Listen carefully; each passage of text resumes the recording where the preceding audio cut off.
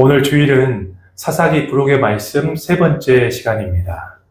사사기에서 가장 중요한 두 명의 인물이 있습니다.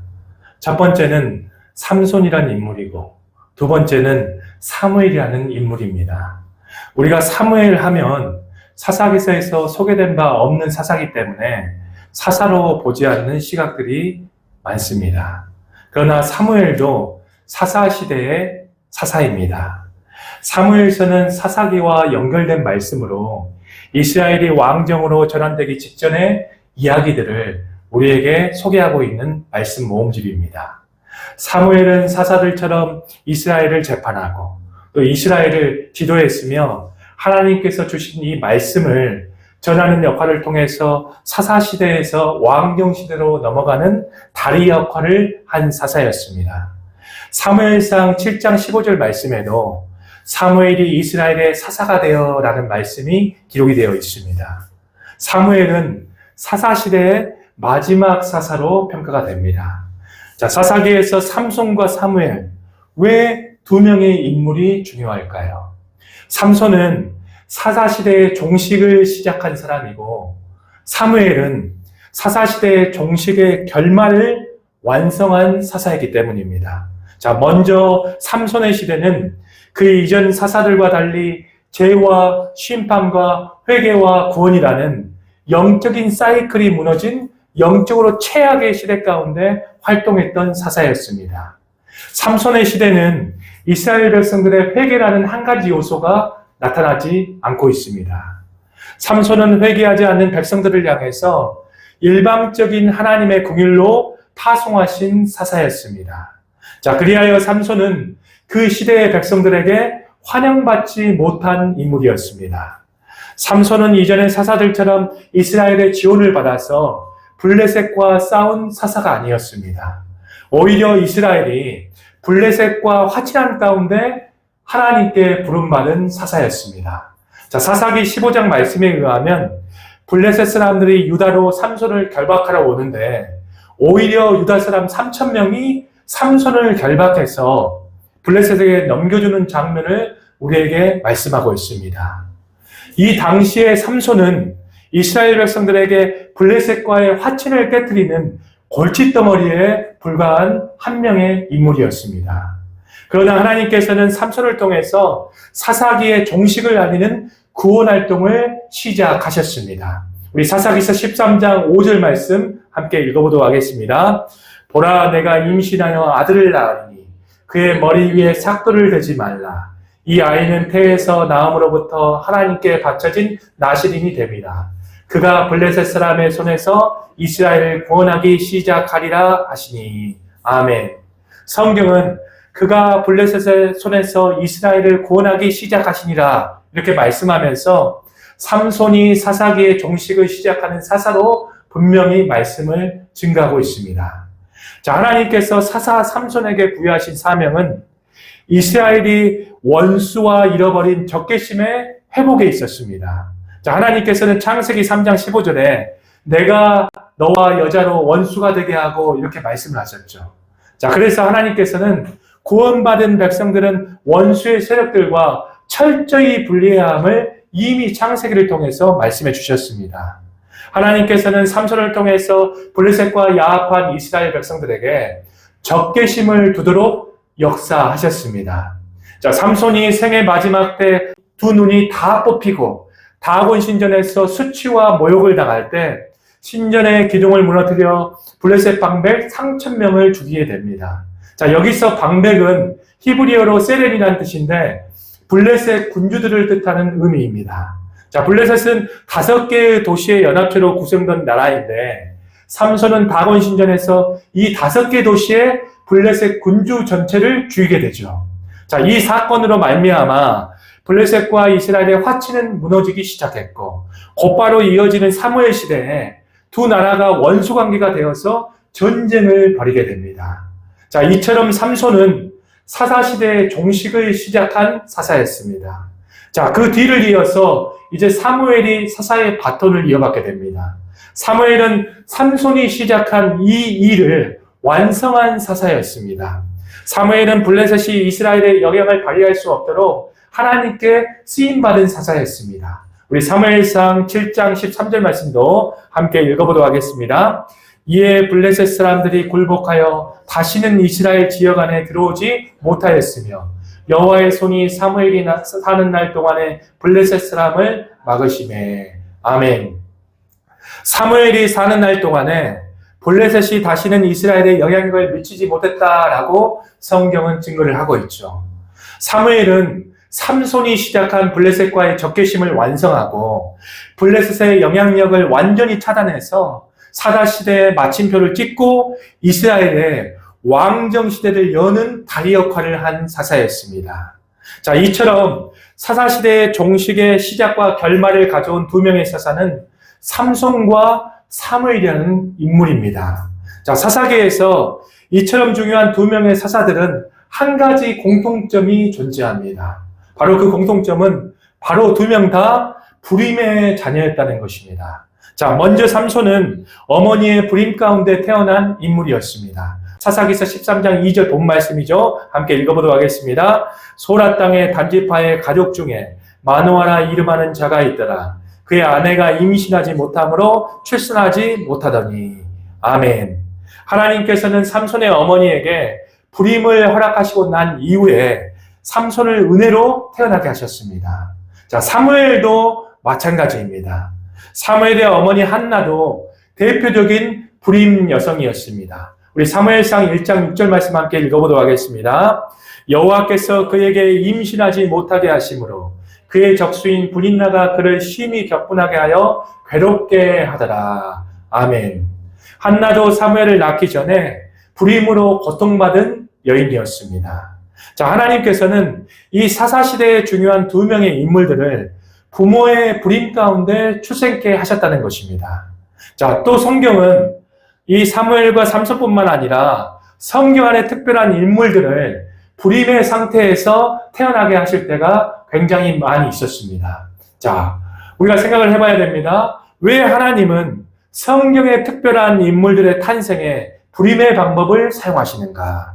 자, 그 이유와 목적에 대해서 우리가 좀 더 깊게 살펴보도록 하겠습니다. 자, 성경을 보면 히브리어로 톨레로트라는 이 족보가 나옵니다. 자, 창세기에는 무려 10가지의 족보 목록들이 나옵니다. 자, 이 족보의 목록들을 살펴보면 누가 누구를 낳았다, 누가 죽었다는 내용이 줄을 이루고 있습니다. 자, 이러한 모습들은 우리 인생의 본연의 모습들이라는 것입니다. 자, 우리가 어떠한 삶을 산다고 할지라도 우리 인생은 반드시 출생해서 죽음을 맞게 된다는 것입니다. 자, 여기서 낳았다라는 말은 자신의 대를 이을 자손이 생겼다는 뜻이고, 또 죽었다는 말은 자신의 삶이 끝났다는 의미입니다. 자, 우리 인생은 본래 태어나서 죽지 않는 존재로 창조가 됐었죠. 하나님과 영원히 살도록 창조된 존재가 바로 우리들입니다. 그러나 성경의 족보는 모든 사람들이 무트, 죽었다는 말로 끝을 맺고 있습니다. 그 이유가 무엇입니까? 바로 우리 인간이 죄를 지었기 때문입니다. 성경에 나와 있는 족보들은 인간이 출생해서 어떠한 삶을 살든지 낳고 죽었다는 반복을 통해서 인간의 한계와 죽음의 현실을 잘 보여주고 있습니다.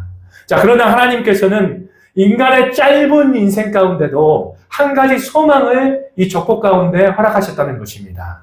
나는 죽지만 나를 통해 낳는 자녀들을 통해서 새 생명이 시작되게 하십니다. 자, 인생에서 생명이 잉태되고 계속 태어나는 것은 하나님께서 장차 인생들의 역사 속에서 무언가를 이루신다는 기대와 소망을 품게 만듭니다. 자, 비록 인생은 죽음으로 끝을 맺지만 하나님께서는 이 족보 가운데 새 생명의 탄생을 통해서 우리 인생들이 완전한 죽음으로 끝나지 않고 하나님의 역사하심이 반드시 있을 것이다 라고 하는 그 하나님의 섭리를 우리에게 말씀하고 있다는 것입니다. 자, 이러한 하나님의 계획과 섭리 안에서 성경은 우리에게 특별한 이야기들을 소개하기 시작합니다. 바로 새 생명을 잉태하지 못하는 불임의 이야기들입니다.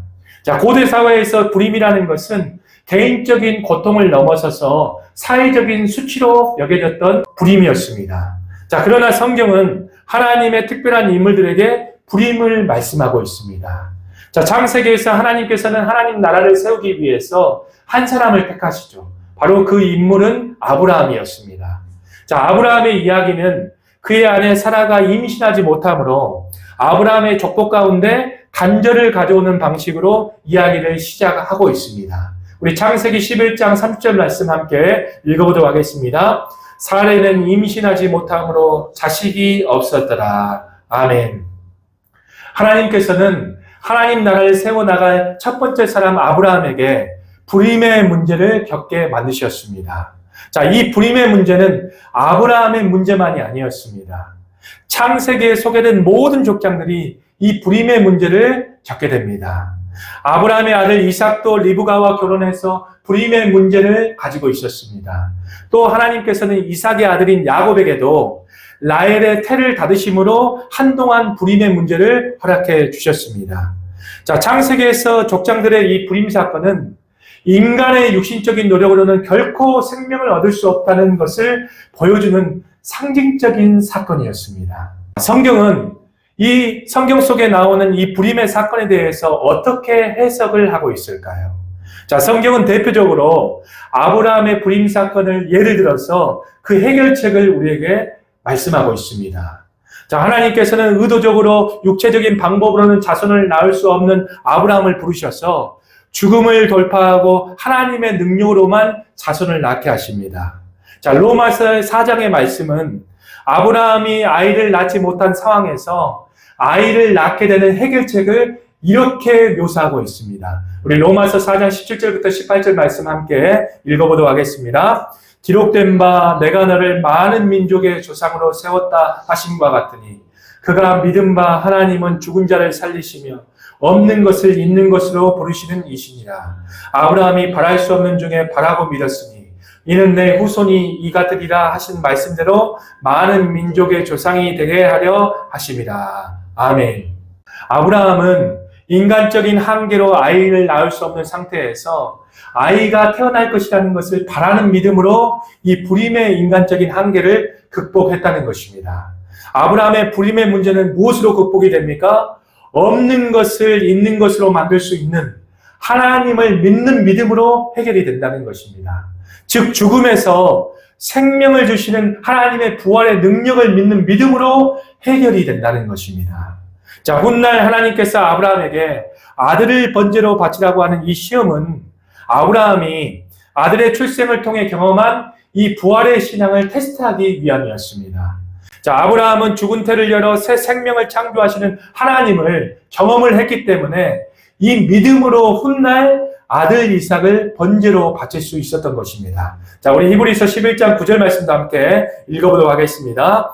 그가 하나님이 능히 이삭을 죽은 자 가운데서 다시 살리실 줄로 생각한지라. 비유컨대 그를 죽은 자 가운데서 더러 받은 것이니라. 아멘.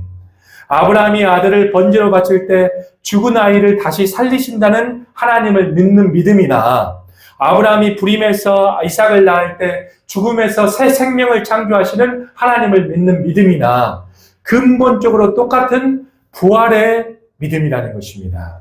사사들이 불임으로 태어난 이유도 마찬가지였습니다. 자, 오늘 사사기에서 사사기의 종식의 시작과 결말의 사명을 맡은 삼손과 사무엘을 하나님은 왜 불임의 자녀로 출생하게 하셨을까요? 하나님께서는 인간의 능력으로는 극복할 수 없는 이 불임의 문제에 직접 개입하셔서 삼손과 사무엘을 주신 것처럼 죄로 오염되어서 육신적으로는 한계가 있는 이 불임의 시대에 하나님이 직접 개입하시겠다는 것을 지금 상징적으로 우리에게 보여주고 있다는 것입니다.